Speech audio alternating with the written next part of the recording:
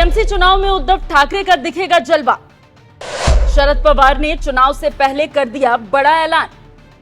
शरद पवार के ऐलान से टेंशन में आ गए फडणवीस और शिंदे। बीएमसी चुनाव में पलटने वाली है बाजी।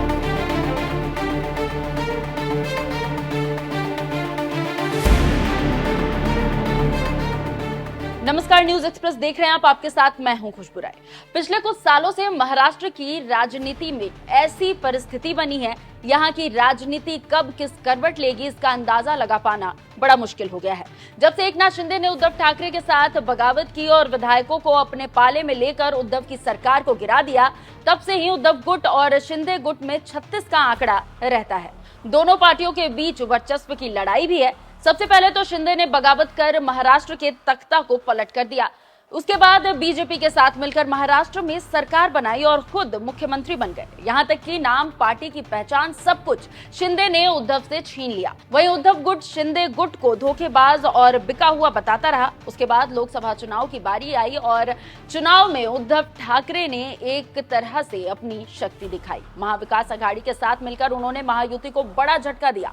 महाराष्ट्र के 48 लोकसभा सीटों में महाविकास अघाड़ी को 30 सीटों पर जीत मिली, जिसमें कांग्रेस 13, शिवसेना यूबीटी 9 और एनसीपी एसपी 8 सीट पर जीत हासिल करती हुई नजर आई थी। वहीं महायुति को महज 17 सीटों पर ही संतुष्ट होना पड़ा था, जिसमें बीजेपी 9 सीट, शिवसेना शिंदे गुट 7 सीट, एनसीपी 1 सीट पर ही जीत हासिल कर पाई थी। लोकसभा चुनाव में महाराष्ट्र के इस परिणाम ने सबको चौंका दिया था और फिर कहा जाने लगा था कि अब विधानसभा चुनाव की बारी है और इस चुनाव में भी महायुति मुंह की खाएगी। लेकिन हुआ ऐसा कुछ भी नहीं। विधानसभा के चुनाव बड़े बड़े राजनीतिक पंडितों को भी झटका दे चुका है और महाविकास अघाड़ी को मुंह की खानी पड़ी थी। एक बार फिर महाराष्ट्र की राजनीति ने करवट ले ली। महायुति ने प्रचंड जीत के साथ महाराष्ट्र में सरकार बना ली। बीजेपी सबसे बड़ी पार्टी बनकर उभरी। देवेंद्र फडणवीस मुख्यमंत्री बने और एकनाथ शिंदे के साथ साथ अजीत पवार को मुख्यमंत्री बनाया गया। सरकार 2024 से अब तक चल रही है, लेकिन इसी बीच एक बार फिर से महाराष्ट्र की राजनीति में उथल-पुथल देखने को मिल रही है। जी हां, महाराष्ट्र में बीएमसी का चुनाव होने वाला है और अब दोनों ही गुटों ने चुनावी बिगुल फूंक दी है। एक तरफ शिंदे गुट ने बीएमसी की 227 सीटों में से 100 सीटों पर पूरी ताकत से चुनाव लड़ने की बात कही, तो वहीं दूसरी तरफ कहा जा रहा है कि शिंदे गुट को चुनौती देने के लिए अब उद्धव ठाकरे भी पूरी तरह से तैयार हो चुके हैं।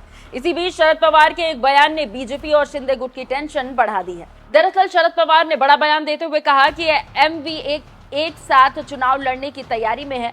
पुणे में शरद पवार ने कहा, मुंबई में उद्धव ठाकरे की पार्टी मजबूत है, ऐसे में वहां यूबीटी को प्राथमिकता देते हुए उनकी राय पर विचार किया जाएगा। पिछले 2 दशक में मुंबई की बीएमसी पर ठाकरे की शिवसेना का कब्जा रहा है। वर्तमान में बीएमसी प्रशासन के हवाले है, क्योंकि चुनी हुई बॉडी का कार्यकाल काफी पहले खत्म हो चुका है। निकाय चुनाव साथ लड़ने को लेकर अभी तक कांग्रेस से चर्चा नहीं की है, लेकिन हम यूबीटी समेत समान विचारधारा के दल एक साथ आएंगे और एक साथ चुनाव लड़ने के प्रस्ताव पर मंथन करेंगे और बाद में सभी की सहमति पर इस पर अंतरिम फैसला लिया जाएगा। तो इस तरह से शरद पवार ने बीएमसी चुनाव को लेकर साथ लड़ने की बात कह दी है, जिससे महायुति कहीं ना कहीं परेशान है, क्योंकि उद्धव ठाकरे और राज ठाकरे के बीच एक साथ चुनाव लड़ने की बात कही जा रही थी। कुल मिलाकर बीएमसी का चुनाव जीतकर महायुति महाराष्ट्र से महाविकास अघाड़ी का पत्ता साफ करना चाहेगी। तो वहीं महाविकास अघाड़ी और खासकर उद्धव ठाकरे के लिए ये चुनाव उनकी राजनीतिक अस्तित्व का चुनाव होगा। अब देखना होगा कि बीएमसी चुनाव में कौन किस पर भारी पड़ता है और किसका पत्ता साफ होता है। वैसे आपको क्या लगता है, बीएमसी चुनाव में कौन